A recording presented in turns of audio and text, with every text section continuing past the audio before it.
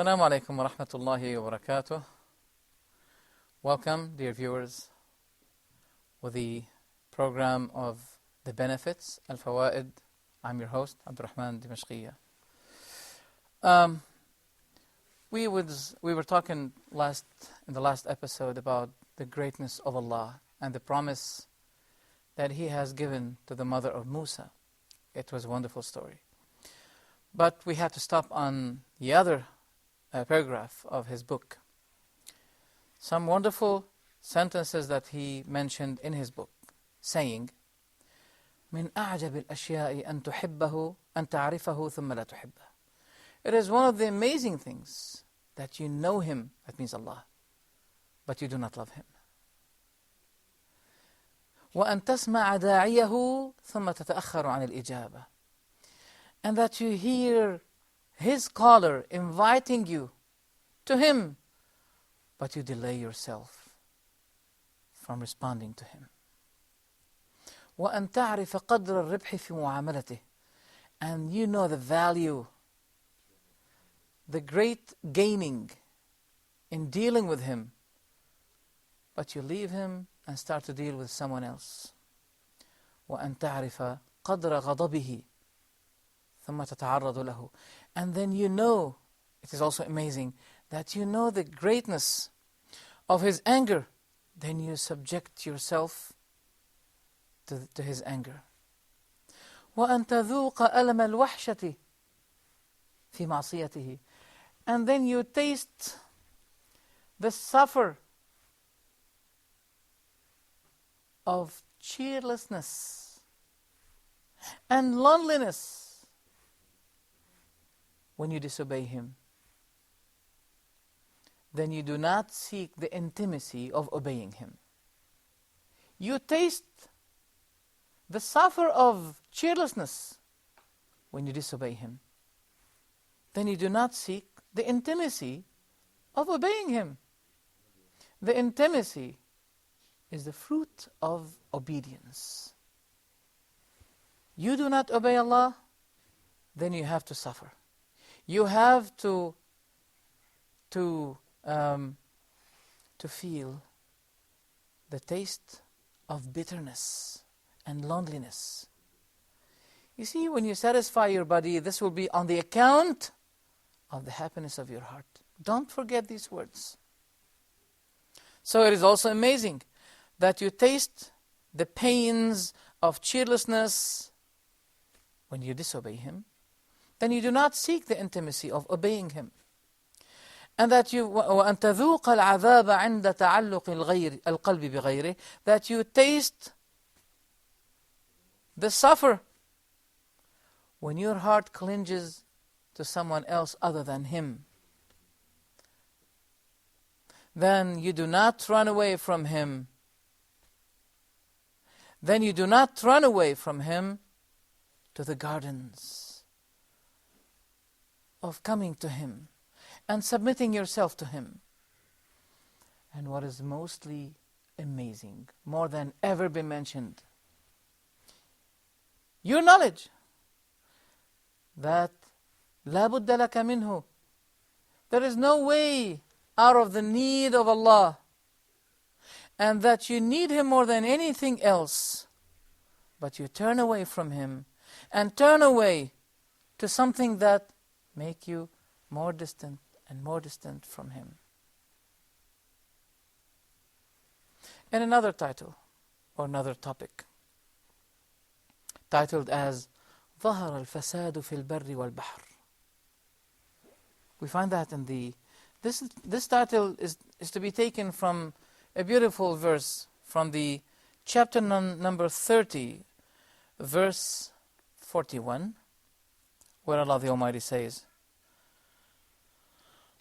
ظهر الفساد في البر والبحر بما كسبت أيدي الناس ليذيقهم بعض الذي عملوا لعلهم يرجعون.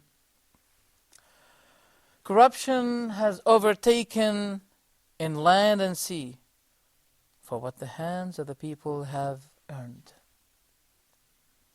that He may let them taste some of what they have done in order that they may return. Even the punishment, the lively punishment, is a warning and a station for you that you may return to Allah. To be punished here is better than being punished there. But we should not wish any kind of punishment, because we do not bear the punishment of Allah, neither here nor the next life. A person was brought to the Prophet, peace be with him. He used to be one of the Prophet's servants, helping him, serving him. But the Prophet realized that the person became just like a chicken, very skinny. The Prophet asked him, do you supplicate to Allah? He said, yes. He said, what do you say? The man said, I say, oh Allah, if you're going to punish me, no way to avoid myself from your punishment, let this punishment be here, in this life. Punish me here in this life. Then the Prophet said, Allah is the exalted, subhanah, subhanah. He's the exalted one. لا نطيقه ولا نستطيعه. We cannot bear His punishment, neither in this life, nor in the hereafter. Shall I guide you to a certain supplication that if you supplicate Allah thereby, it will be better for you in this life and in the hereafter? He said, yes. The Prophet said to him, say, رَبَّنَا آتِنَا فِي الدُّنْيَا حَسَنَةً وَفِي الْآخِرَةِ حَسَنَةً وَقِنَا عَذَابَ النَّارِ. Say, oh Allah, give us good in this life and in the world to come, in the next one, and avert us from the punishment, the torment of fire. The narrator said that the man was using that supplication and he became better. So, ظهر الفساد في البر والبحر. That was the title that Ibn Al-Qayem has used. Ibn Al-Qayem, after this title, he said, اقشعرت الأرض. The land is trembled, shaken. وأظلمت السماء. And the heaven, the sky, have been darkened. وظهر الفساد في البر والبحر. And corruption has emerged in the land and the sea because of the corruption of the transgressors. And the blessings of the land on its way to vanish and to go away. And the goods are decreasing. I used to think that the corruption of the land means the Day of Judgment, the tribulation of the land, the earthquakes. But wait a minute, there's something else. The corruption of people is causing that land to become corrupted. Instead of, for example, cultivating the fruits, the goods, they're cultivating something else. Maybe hash is better. It makes much more money and it takes much shorter time. This is corruption. People are doing a lot of things that cause the land to be corrupted.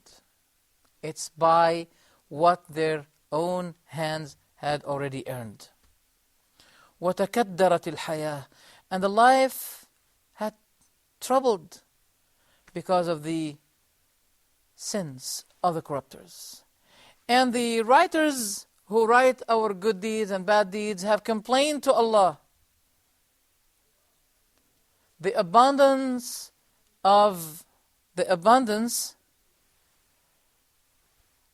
of abominations and evil works and impudence. Ibn al-Qayyim said, this wallahi, I swear by Allah, that this is a warning. For what? For a flood of punishment. A flood of punishment which is on its way to come. Then Ibn al-Qayyim said, then try to put barriers against that flood. Barriers, not bags of sand, not a wall, but it is a wall. But what kind of a wall is this? This wall is the wall of repentance. Beautiful verses. It's a beautiful verse, where Allah the Almighty said, وَمَا كَانَ اللَّهُ لِيُعَذِّبَهُمْ وَأَنْتَ فِيهِمْ وَمَا كَانَ اللَّهُ مُعَذِّبَهُمْ وَهُمْ يَسْتَغْفِرُونَ. Two secures that Allah had left with people, even those who disobey Him. The first one is that He will not punish them while the Prophet was among them, but when the Prophet died, He's not anymore among them. So what is the other secure they have? The other secure is وَمَا كَانَ اللَّهُ مُعَذِّبَهُمْ وَهُمْ يَسْتَغْفِرُونَ. As long as they seek forgiveness, they will not be punished. So he said, try to put a barrier against that flood of punishment. Who can stop Allah's punishment when it comes? Your repentance can be a barrier. As long as the tawbah, the repentance, is available and its door is still open. وَسَيَعْلَمُ الَّذِينَ ظَلَمُوا أَيَّ مُنْقَلَبٍ يَنْقَلِبُونَ. And those who have wronged are going to know soon, are going to know to what kind of return their return will be. Then he said, buy yourself today. Buy yourself today. Because the market is available. And the good price is still existed. And the goods are very cheap today. Before a day will come that this market and those goods will not be available anymore. So you cannot reach to grab or to achieve any kind of those goods in that market because it is not available anymore. When that will be? He said it will be in a day where the wrongdoer is going to bite his finger. A person bites his finger? Yes. He bites his finger and as an actual or action or expression of regret. Then he ended with saying, if you did not go and having some preparations of taqwa and good deeds, and you'll be seeing others having already their own preparations, provision of taqwa, you will be regretting that you were not like them and you did not prepare what they have prepared. A person asked the Prophet, when the day of judgment will come? The Prophet said, what did you prepare for it? That is a very important thing.